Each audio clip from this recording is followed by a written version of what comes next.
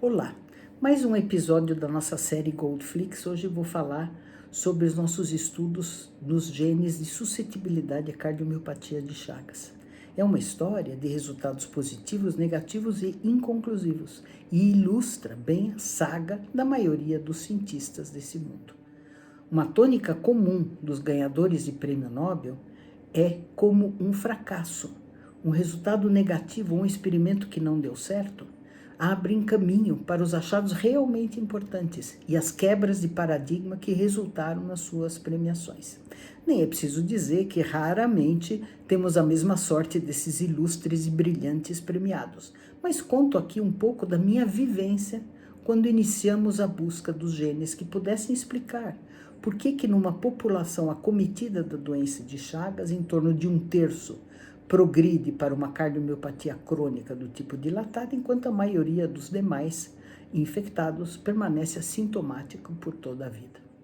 Encabeçados por Edécio Cunha Neto e com a estreita colaboração de Bárbara Yanni, Charles Mad e outros médicos do INCOR, iniciamos os estudos. A hipótese de trabalho era de que seria uma doença de natureza inflamatória ou autoimune desencadeada pela presença persistente dos parasitas nos tecidos das pessoas infectadas. Uma população difícil de trabalhar e obter amostras, porque nem estavam, inclusive, em São Paulo, né?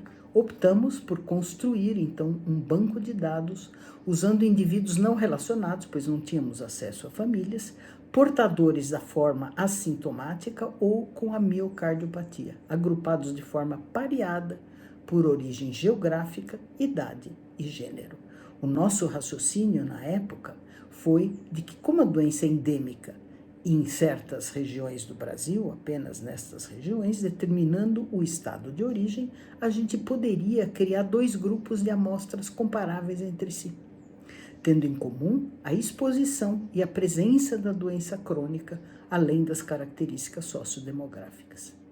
Montamos um enorme banco de dados, contendo dados de acompanhamento clínico, dados de testes funcionais de resposta imune, por exemplo, os níveis de TNF plasmático, sorologias, testes moleculares da presença de parasita e assim por diante. Começamos pela análise do HLA, notoriamente conhecido pelas associações com doenças autoimunes, e fomos também analisar variantes da beta-miosina, a proteína muscular cardíaca.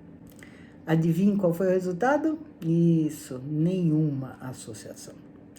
Este primeiro resultado negativo resultou numa sequência de estudos genéticos, especialmente de polimorfismos de nucleotídeo único, os SNPs, e estudos funcionais que ao longo de 20 anos lentamente ajudaram a desvendar os aspectos imunológicos da complexa fisiopatologia dessa doença, sob a batuta certeira do professor Edécio Cunha Neto. E sob a minha supervisão, 2 alunas de mestrado e doutorado, que é a Kellen Cristina Faé e a Sandra Aparecida Drigo, hoje Linde, se formaram e com na época, pós-doutor Rajen Ramasamy, publicamos 9 artigos ao longo de 10 anos, entre 2000 e 2009, que obtiveram 541 citações, pelo menos até abril de 2022. Moral da história: não desista após um resultado negativo. Reveja a sua hipótese, adapte-a e continue perseguindo as suas respostas, contribuindo com novos degraus do conhecimento científico. Até mais.